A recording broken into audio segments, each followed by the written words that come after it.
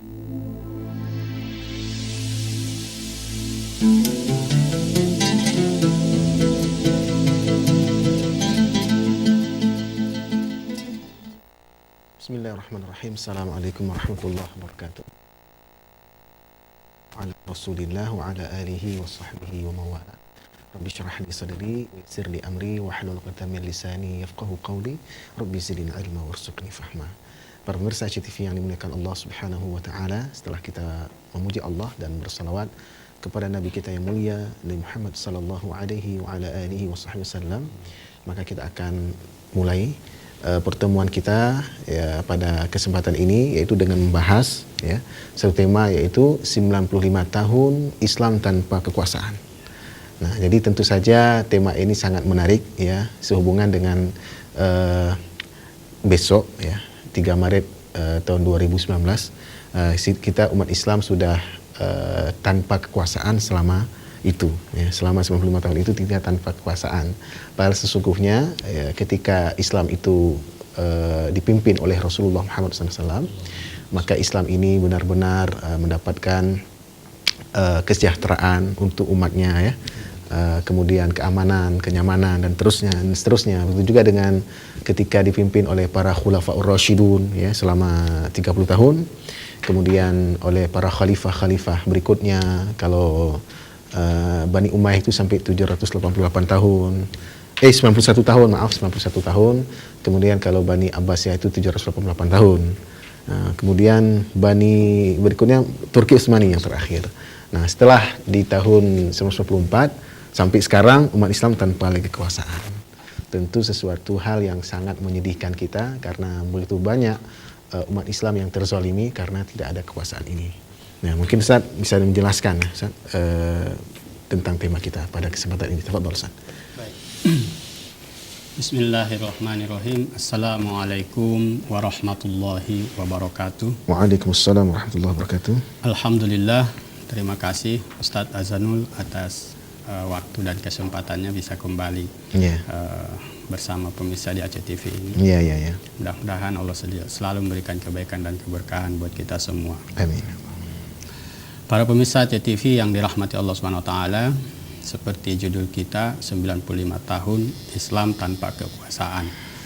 Seperti dalam pengantar tadi Ustadz Azanul sudah menyampaikan bagaimana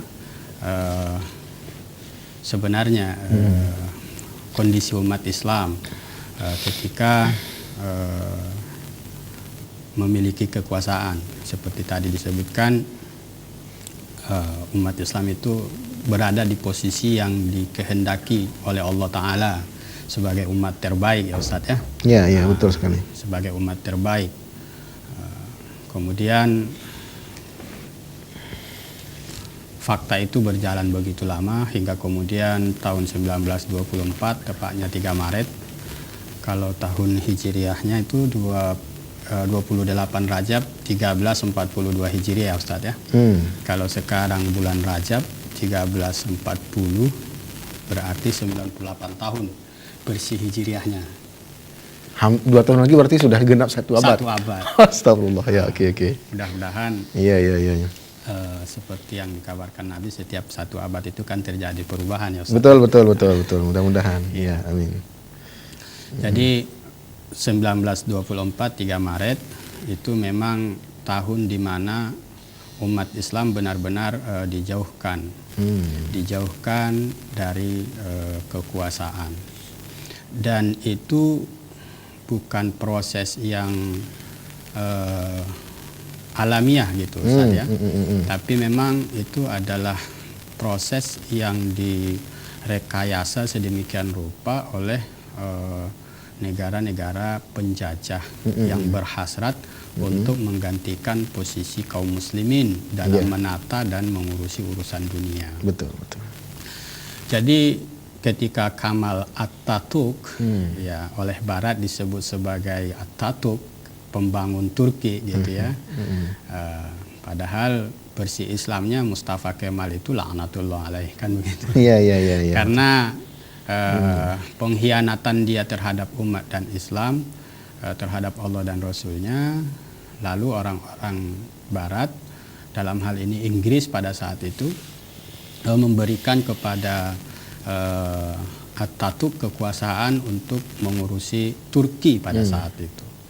Karena memang salah satu rekomendasi Inggris itu dari 4 poin itu agar diakui Turki sebagai negara merdeka pada saat itu tidak lain adalah agar dihapuskannya kekhilafahan Islam. Kemudian khalifahnya diusir. Maka khalifah yang terakhir itu memang benar-benar diusir ya Ustaz ya. Benar-benar diusir. Kemudian hartanya diambil gitu. Harta khalifah itu diambil. Ternyata ketika mereka memasuki kamar istana khalifah itu mereka hanya mendapati sajadah.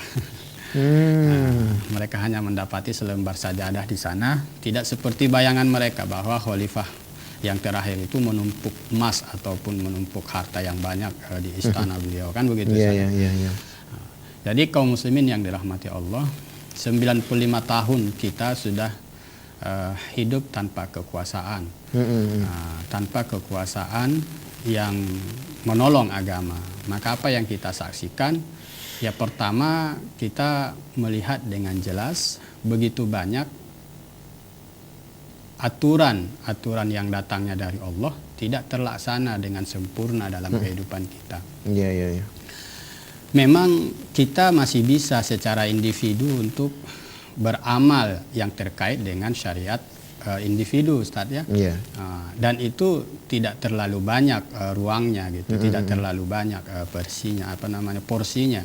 Karena syariat kita itu kalau dilihat porsinya lebih banyak sebenarnya terkait bagaimana kita berinteraksi antara satu manusia dengan manusia yang lain. Baik itu dalam bidang ekonomi ataupun dalam bidang politik, dalam bidang hubungan dengan negara-negara selain Islam misalnya kan. Nah, ini banyak yang tidak terlaksana. Kemudian dengan tidak adanya kekuasaan atau Islam tanpa kekuasaan setelah 95 tahun ini, maka yang kita lihat adalah di negeri-negeri kaum muslimin atau di tengah kehidupan umat Islam itu bermunculan atau dihadirkan di tengah mereka oleh para penguasa, para penjajah itu, hadir di tengah-tengah umat itu para penguasa yang oleh Rasulullah disebut imaratus sufaha, yaitu pemimpin-pemimpin yang meninggalkan agama Allah ya Ustaz ya. Disebut imaratus sufaha kan karena mereka tidak mengurusi kaum muslimin, tidak mengurusi umat ini dengan Al-Quran, tidak mengurusi umat ini dengan petunjuk nubuah, kan begitu ya Ustaz ya. Kemudian 95 tahun Islam tanpa kekuasaan, kita menyaksikan bagaimana umat ini hartanya itu dijarah oleh negara-negara penjajah. Lalu harta jarahan itu mereka bangun di negeri mereka, lalu kita kagum kepada apa yang menjadi kemewahan mereka. Padahal sebenarnya apa yang mereka bangun di negeri mereka, hartanya itu adalah harta-harta kita yang mereka eksploitasi dengan mudah karena penguasa-penguasa di negeri kita itu adalah agen-agen mereka. Yang namanya agen kan dengan mudah memfasilitasi kepentingan penjajah ya Ustaz. Nah itu yang ketiga kalau kita bisa melihat. Hal yang lain yang bisa kita lihat 95 tahun Islam tanpa kekuasaan tidak lain adalah di mana umat ini benar-benar seperti yang disebutkan oleh Rasulullah Ustaz, tidak punya izzah. Kita benar-benar seperti makanan yang dihidangkan di meja lalu orang-orang berebut untuk memilih dan mengambil apa yang mereka mau, kan begitu Ustaz ya? Dan itu yang kita saksikan saat ini, di mana umat Islam jumlahnya kalau dilihat bukan tidak sedikit, persis seperti Rasulullah sampaikan. Pada saat kita diperebutkan oleh bangsa-bangsa lain itu bukan karena jumlahnya sedikit, tapi justru jumlah kalian banyak kata Rasulullah. Sekarang penelitian 1,7 miliar Ustaz ya. Dari penduduk dunia itu adalah orang Islam. Tapi apa yang bisa kita perbuat ketika umat Islam itu diperebutkan oleh bangsa-bangsa penjajah? Untuk Asia saja misalnya Asia Tenggara, Indonesia yang begitu besar tidak berkuasa di hadapan Singapura yang kecil. Kan begitu Ustaz? Betul. Negeri-negeri Arab yang begitu besar tidak berdaya di hadapan Israel yang tidak punya negara. Betul sekali. Jadi kita benar-benar dalam kondisi tidak punya izzah. Jadi saya kira pengantarnya dari 95 tahun Islam tanpa kekuasaan, itu yang bisa kita Baik. coba lihat Ustaz. Baik, para pemirsa TV yang dimuliakan Allah Subhanahu wa taala, memang menyedihkan ketika kita tidak lagi bisa memimpin, ya, seperti mana para ulama-ulama, para pemimpin-pemimpin kita di masa lalu, dengan kepemimpinan mereka membuat umat manusia itu mendapatkan kebahagiaan, mendapatkan kesejahteraan, ya. Tapi ternyata setelah tanpa pemimpin seperti sekarang, Islam di mana-mana itu dilecehkan, dimusuhi, ya kan? Dan kita tidak bisa berbuat apa-apa. Nah, ini yang sangat menyedihkan sekali. Padahal kalau dulu di zaman Nabi sendiri, Nabi itu berani mengirim surat kepada dua kekuasaan di zaman itu yang luar biasa, tak pernah tertandingi, itulah Romawi dan Persia. Betul. Tapi Nabi SAW berani mengirim surat kepada mereka, mengajak mereka memeluk Islam. Iya. Ini sesuatu hal yang mungkin tak pernah terfikir oleh orang Arab di zaman itu. Betul. Bagaimana bisa mengirim surat kepada dua penguasa yang luar biasa kekuasaannya. Tapi karena izzah Islam. Karena izzah Islam tadi, Nabi SAW berani mengirim. Betul. Dan sesungguhnya apa yang kemudian terjadi pada dua kekuasaan itu benar-benar terbukti. Betul. Ya. Romawi itu benar-benar bisa ditaklukkan oleh Islam, yang ketika surat itu sampai ke tangan Raja Romawi, Raja Kaisar, ya, namanya. Siapa namanya itu? Kaisar Heraklius. Ya. Langsung kemudian dia mengatakan bahwa kekuasaan Muhammad ini bisa sampai kepada di bawah kaki saya ini. Tapi kalau yang sebaliknya, ketika kekuasaan itu, surat itu sampai kepada Raja Persia merobek-robek kekuasaannya. Betul. Merobek-robek surat Nabi sampai Nabi mengatakan bahwasanya kekuasaannya pun juga akan dirobek-robek oleh Allah. Nah, para pemirsa CTV yang dimuliakan Allah, jadi sesungguhnya apabila Islam seperti yang ada di zaman kita sekarang, ya, tanpa ada kekuasaan, umat Islamnya banyak, tapi yang memimpin kita adalah orang-orang non-Muslim, atau yang memimpin kita adalah orang-orang yang tidak berkepribadian Islam, Betul. tidak berpikir Islam dan seterusnya, maka kita akan seperti sekarang. Betul. Nah, sesuatu yang sangat menyedihkan sekali. Tapi sesungguhnya hal itu bisa diperbaiki. Misalnya, ada hal-hal yang bisa membuat kita bisa kembali bangkit. Mudah-mudahan seperti yang Ustaz harapkan tadi, ya. Dan kita harapkan semua sudah pasti. Betul. Yaitu pada awal abad depan ini, ya, mungkin 100 tahun yang kedua, yang berikutnya ini, kita akan bisa kembali memimpin dunia. Amin. Akan kembali kekhilafahan itu ada di tengah-tengah kita, ya. Nah, ini harapan-harapan kita semua, ya. Karena sesungguhnya rahmah Islam itu bukan hanya bagi kita, sudah pasti. Bukan hanya rahmatan lil muslimin, rahmat bagi orang-orang Islam, tapi rahmat lil alamin. Rahmat untuk alam semesta. Coba kita, mungkin Ustaz nanti bisa menjelaskan ke kita semua, ketika Islam masih punya kekuasaan, ya, sejak zaman Nabi kita Muhammad SAW sampai di era terakhir pemerintahan Islam itu Turki Utsmani, sesungguhnya umat Islam, umat non-Muslim juga terlindungi dalam kekuasaan Islam itu. Bahkan menariknya ketika Umar bin Khattab, ya, itu datang ke Palestina, menaklukkan Palestina, ya, melakukan futuhat. Pembukaan kota Palestina. Ketika itu penduduk Elia, ya, meminta kepada Umar bin Khattab satu keputusan, perjanjian dengan Umar bin Khattab bahwa jangan ada di kalangan orang-orang Elia ini orang-orang Yahudi satu orang pun. Ya kan gitu, Ustaz? La yaskunu bi Elia ahadu minal Yahud.